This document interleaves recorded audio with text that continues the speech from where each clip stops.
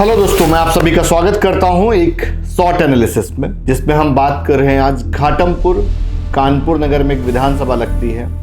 हालांकि बहुत सारे लोग कानपुर ग्रामीण के नाम से भी इसको जानते हैं। इस विधानसभा की बड़ी खास बात है यार, जो जीतता है उसको अगली दफा टिकट नहीं मिलती है। हम इसको एक पैटर्न अभी दिखाएंगे, उससे आपको ये विश्वास हो जाएगा। बट राजनीति है, फेरबदल देखने को मिलते रहते हैं।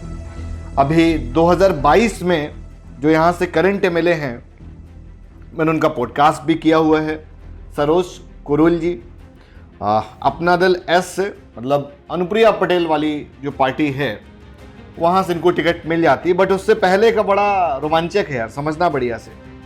उससे पहले यहाँ से जो एमएलए हुआ करती थी भाजपा की कमल रानी 2017 में, और उससे प्रीवियस भी जाएंगे, बट 2017 तक समझो थोड़ा सा। 2017 तक एमएलए थी कमल रानी, ठीक है भाई साहब। कितना वोट पाई? 92,000, 92,000 वोट इनको मिल जाते हैं। अगेंस्ट पे कौन लड़ा? सरोज कुरील। बड़ा मजेदार चीज है, ठीक है ना। अगेंस्ट में लड़ती है सरोज कुरील। सरोज कुरील कहां से लड़ती? बसपा से। 2017 की बात बता रहा हूं।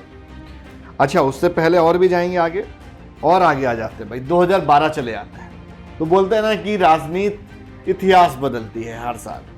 तो 2012 में अगर देखोगे, यहाँ पे जो पार्टी थी समाजवादी पार्टी, 2012 से 17 में स्टेट पे भी थी, और यहाँ से भी समाजवादी पार्टी की सीट जीते थे इंद्रजीत कोरी जी। भाई 50,000 के आसपास इनको वोट मिले थे। बहुत एक माइनर अंतर रहा था। बसपा से सरोज कुरील लड़ी थी। ये 2012 लड़ी, 2017 लड़ती हैं, दोनों में इनको हार मिलती है। थोड़ा सा और आगे बढ़ेंगे।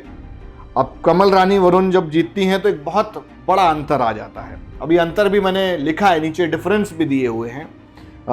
पूरा अगर पैटर्न समझेंगे तो 2002 से है हमारे पास पे पूरा एनालिसिस।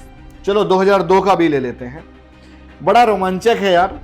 2002 में भाई साहब यहाँ से समाजवादी पार्टी से राकेश सचान जी जीतते हैं, जो अभी बीजेपी से करंट एमएलए हैं। कब? 2002 में।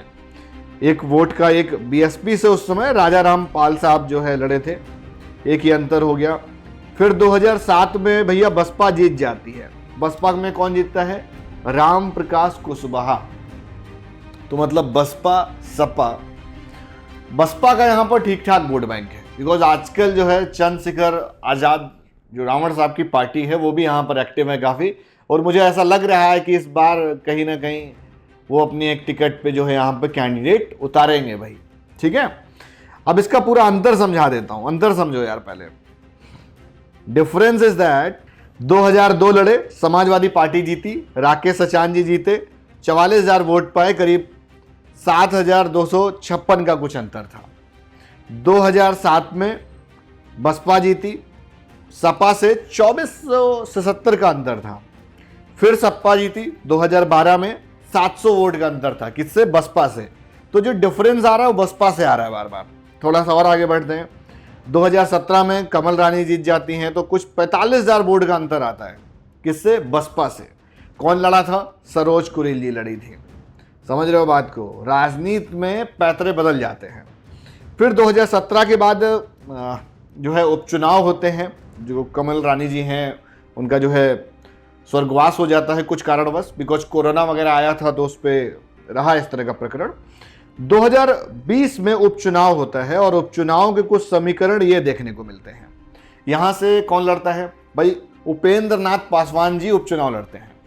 अभी हालांकि कानपुर ग्रामीण बीजेपी से जिलाध्यक्ष हैं, तो इनको टिकट मिल जाती है, ये जीतते हैं भैया। किससे? उस समय सपा भी लड़ती है 2020 में, बस सपा को वोट बैंक उस समय कम मिलता है इंद्रजीत कोरी को।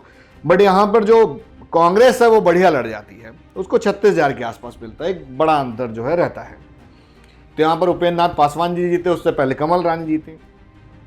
थोड़ा सा और ऊपर आओ, 2022 में सरोज कुरील जी ने भाजपा नहीं ज्वाइन करी। क्या ज्वाइन करी? अपना दल है। वहां से टिकट ले ली और लड़ गई। भैया जो अंतर रह रहा था वो फुलफिल हो गया, और एक अच्छे खासे एक वोट अंतर से हम जीत जाते हैं यहाँ पे। समाजवादी पार्टी से कौन लड़ता है? भगवती प्रसाद सागर साहब। ये भी पहले बसपा में थे, पुराने नेता रहे, काफ़ी लंबी लेगेसी ने, मैंने इनका भी पॉडकास्ट किया हुआ है। तो सरोज कुरील जी अभी 14,474 वोट से जीतती हैं, किससे? समाजवादी पार्टी से। तो भैया यहां पर जो कुल मिला के गेम है वो बसपा का है। अब जब भी इस विधानसभा का टिकट सिलेक्शन होता है तो बहुत सारे नाम चर्चित होते हैं, बहुत सारे लोग दावेदार हैं। क्या पता अगली बार जो है अपना दल रेस में है, अब हो सकता है बीजेपी के पास ही चली जाए, बिकॉज बीजेपी एक अच्छे अंतर से जीत रही थी, बट अंतर घटा है। अगर हम देखेंगे अपना दल एस में इसका अंतर एक घटा है, वो एक 45,000 का अंतर था जब वो कमल रानी जी जीती थी। अभी उनकी बेटी भी पॉलिटिक्स में एक्टिव है, मैंने उनका भी पॉडकास्ट किया है, स्वप्निल वरुण जी, अभी हालांकि जिला पंचायत अध्यक्ष हैं। तो टिकट के बहुत सारे दावेदार हैं, जिसको भी टिकट मिल जाए तो भैया बीजेपी में वैसे भी ज़्यादा कंपटीशन है तो लोग लड़ जाते हैं।